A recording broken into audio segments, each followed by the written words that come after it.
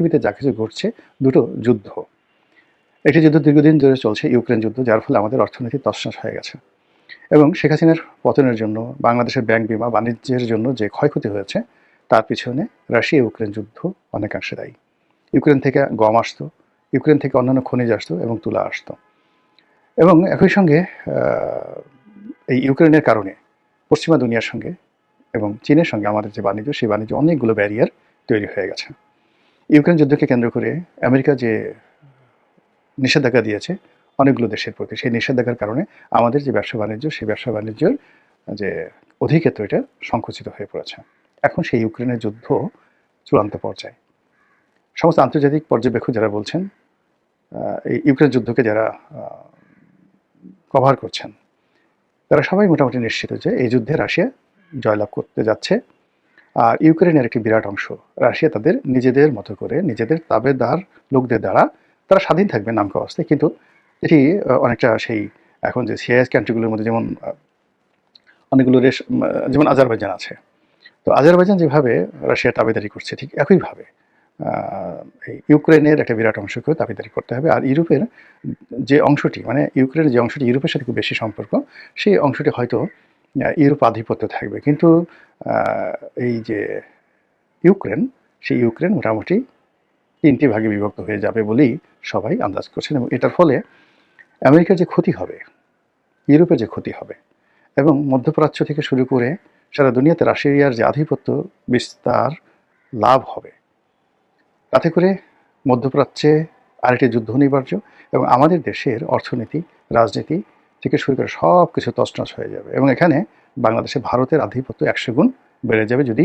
ইউক্রেনের শতভাগ রাশিয়া জিতে যায়। বাংলাদেশ কিভাবে কি হবে যদি জিতে যায়, এখানে এই পর্যন্ত রেখে আমরা দ্বিতীয় পার্টে আসি। ইউক্রেনের যুদ্ধের যে অনিবার্য পরাজয়, এই অনিবার্য পরাজয় থেকে মানুষের দৃষ্টি ঘুরিয়ে নেওয়ার জন্য আমেরিকা এই মুহূর্তে ইরানের সাথে একটি যুদ্ধ বাঁধানোর জন্য প্রাণান্ত চেষ্টা করছে।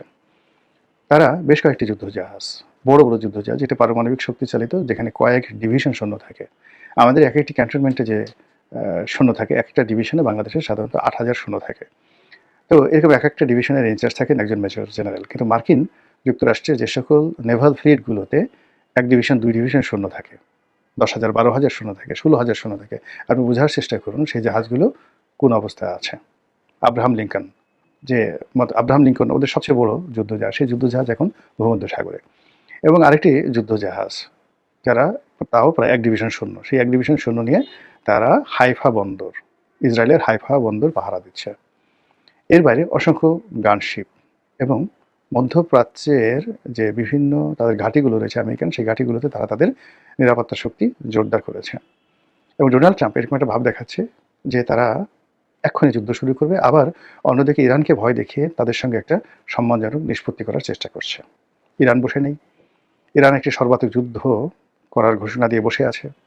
এবং আশ্চর্য ব্যাপার হলো, এইবারই প্রথম ইরান খুব স্পষ্টভাবে বলছে যে তারা এইবার যদি যুদ্ধ হয়, সেই যুদ্ধটা কেবলই মাত্র মধ্যপ্রাচ্য, তুরস্ক, এই সমস্ত এলাকাতে আমেরিকার যে ঘাঁটিগুলো রয়েছে সেখানে তাদের যুদ্ধ সীমাবদ্ধ তারা রাখবে না। এই যুদ্ধ তারা মার্কিন ভূখণ্ডে ছড়িয়ে দেবে। ইট মিনস তারা এমন ক্ষেপণাস্ত্র আবিষ্কার করে ফেলেছে বা তাদের হাতে এমন ক্ষেপণাস্ত্র আছে, অথবা চীন অথবা উত্তর কোরিয়া অথবা রাশিয়া ইতিমধ্যে তাদের কাছে এমন ক্ষেপণাস্ত্র দিয়েছে যেটি ইরানের ভূখণ্ড থেকে সরাসরি হোয়াইট হাউস বা পেন্টাগনে আঘাত হানার মতো ক্ষমতা রাখে। এখন হয় কি, সামরিক শক্তি এরকম একটি বিষয় এবং এটা ট্রান্সফর্ম হয়। ইরানের যে ড্রোনগুলো এখন পৃথিবীর সবচেয়ে সেরা ড্রোন, এমনকি রাশিয়ার ড্রোন কিংবা আমেরিকার ড্রোনের চাইতেও ইরানের ড্রোনগুলো সবচেয়ে ভালো। ইরানের যে গানশিপগুলো রয়েছে, মানে ছোটো ছোটো স্পিড বোটের মতো যুদ্ধজাহাজ, এই যুদ্ধজাহাজগুলো এত দ্রুত চলে 200 নটিক্যাল মাইল বেগে। ক্যান ইউ ইমাজিন 200 নটিক্যাল মাইলে কত কিলোমিটার বেগে হয়? 2 চোখে দেখতে পাবেন না।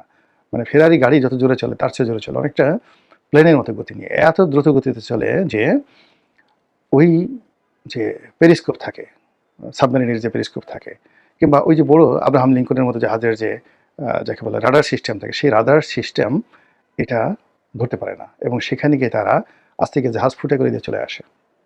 এই প্রযুক্তি এত দ্রুতগামী গানবোট আর পৃথিবীর কেউ তৈরি করতে পারেনি। তাদের যে সৈন্যবাহিনী রয়েছে, রিজার্ভ ফোর্স, নিয়মিত বাহিনী, বেসামরিক বাহিনী, সব মিলিয়ে এই মুহূর্তে 20 লাখ লোক মানে 2 মিলিয়ন পিপল ইরান, তারা অস্ত্র হাতে যুদ্ধ করার ক্ষমতা রাখে। একই সঙ্গে সিরিয়া, লেবানন, তারপর ইয়ামেন, মিশর, লিবিয়া, পুরো মধ্যপ্রাচ্যে অন্তত 100টি স্টেশন রয়েছে, ঘাঁটি রয়েছে, যেখানে যোদ্ধারা, প্রক্সি যোদ্ধা, ইরানের প্রক্সি যোদ্ধারা তারা দিন রাত আমেরিকার বাহিনীকে তটস্থ করছে এবং যারা ইরান বিরোধী শক্তি রয়েছে তাদেরকে তটস্থ করছে, এবং সেই যুদ্ধ এখন 99.99% পর্যায়ে পৌঁছে গেছে। যে কোনো দিন যুদ্ধ লাগার সম্ভাবনা রয়েছে।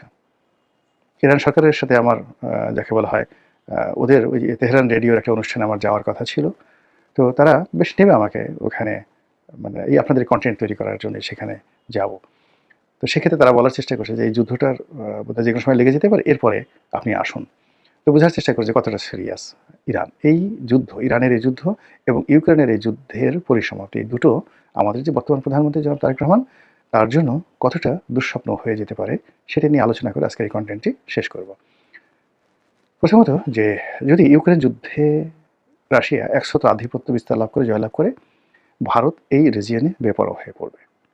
যে যুক্তিতে ইউক্রেনকে রাশিয়া অধিগ্রহণ করবে, সেই একই যুক্তিতে ভারত এই এশিয়া সাবকন্টিনেন্টে অনেক কিছু করতে পারবে এবং আমেরিকাকে তখন আঙ্গুল চষতে হবে। এখন আমেরিকা অনেক দাপট দেখাচ্ছে এবং ভেনেজুয়েলা থেকে লোকজন ধরে নিয়ে গেছে, এটা ভালো কথা। কিন্তু এই যে ইরান যুদ্ধে যদি আমেরিকার পতন ঘটে, কিংবা ইউক্রেন যুদ্ধে যেটা ইউরোপ এবং আমেরিকার পতন অনিবার্য হয়ে পড়েছে, এর ফলে কি হলো, আমেরিকার আধিপত্য কমে যাবে এবং বাংলাদেশ এই অঞ্চলে চীনের এবং ভারতের মধ্যে রেষারেষি বৃদ্ধি পাবে এবং বাংলাদেশের ক্ষেত্রে ভারতের আধিপত্য চরম আকার ধারণ করবে। আর ভারতের আধিপত্য চরম আকার ধারণ করলে ডক্টর মোহাম্মদ ইউনূস কোথায় থাকবেন, কি করবেন, আল্লাহ ভালো জানেন। তারেক রহমান সাহেব হয়তো ক্ষমতায় থাকবেন, কিন্তু বিকল্প পাওয়ার হাউস হিসেবে আওয়ামী লীগের যে ক্ষমতা দাপট থাকবে, এতে করে দেশে প্রতিদিন একটার পর একটা দুর্ঘটনা, অঘটন ঘটতে থাকবে। ফলে ওনার এই যে ক্ষমতার যে চেয়ারটি, এই চেয়ারটি আর তার কাছে আকর্ষণীয় থাকবে না।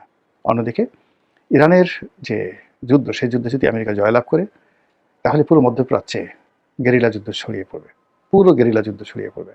এবং সেই যুদ্ধে মক্কা, মদিনা থেকে শুরু করে কুয়েত, কাতার থেকে শুরু করে অনেক দেশ তছনছ হয়ে যাবে। ফলে আমাদের যে পুরো পেট্রোলিয়াম সেক্টর, সেই পেট্রোলিয়াম সেক্টর যাকে বলা হয় ফ্লাকচুয়েট করতে থাকবে। আমাদের এখন আমরা যে তেল কিনি পুরোটাই মধ্যপ্রাচ্য কেন্দ্রিক। রাশিয়া কিছু তেল রাশিয়া দিতে চেয়েছিল আওয়ামী লীগ জমানাতে, কিন্তু মানে ওটা সাহস করে শেখ হাসিনা আনতে পারেনি, এবং সেটা যদি তারা আনতো এতদিন ইকোনমি চেঞ্জ হয়ে যেত। এই মুহূর্তে আমাদের যে এলএনজি, আমাদের যে তেল গ্যাস, এর পুরোটাই এখন মধ্যপ্রাচ্য নির্ভর। সেটা ইরান থেকে আসুক, কিংবা সেটি কুয়েত থেকে আসুক, অথবা সৌদি আরব থেকে আসুক। এই জায়গাতে যদি রাজনৈতিক অস্থিতিশীলতা শুরু হয়ে যায়, যুদ্ধ শুরু হয়ে যায়, সিভিল ওয়ার শুরু হয়ে যায়, তেলের দাম হু হু করে বাড়তে থাকবে এবং প্রতি ব্যারেল দ্বিগুণ হয়ে যাবে, যেটা আমরা আমাদের ক্ষুদ্র দেশ, উই ক্যানট এফোর্ড ইট, আমরা এটা এফোর্ডই করতে পারবো না। ফলে নতুন প্রধানমন্ত্রীর জন্য এটি দুঃস্বপ্নে পরিণত হবে। আর অন্যদিকে যদি আমেরিকা পরাস্ত হয়ে যায়, অর্থাৎ ইউক্রেনে যেভাবে পরাস্ত হয়েছে, আমেরিকা এবং ইরানের যে যুদ্ধ, সেই যুদ্ধে পরাজিত হয়ে যায়, ইসরায়েলের যে আধিপত্য, এটি যদি নষ্ট হয়ে যায়, তাহলে এই সরকারের সাথে যে ডিপ স্টেট পলিসি যে রিলেশন আছে, খলিলুর রহমান এবং গং, তাদের যে এই সরকারের উপর আধিপত্য রয়েছে, এটি উঠে যাবে। এটি উঠে যাওয়ার ফলে আমেরিকার আশীর্বাদ যদি তারেক রহমানের উপর দিয়ে উঠে যায়, আর ভারতের আশীর্বাদ যদি 50-50 বিএনপির উপর এবং আওয়ামী লীগের উপর ভাগাভাগি হয়ে যায়, বুঝতে পারেন সেক্ষেত্রেও জনাব তারেক রহমান সাহেবের যে মানে স্বপ্নবাসর, এটি তছনছ হয়ে যাবে।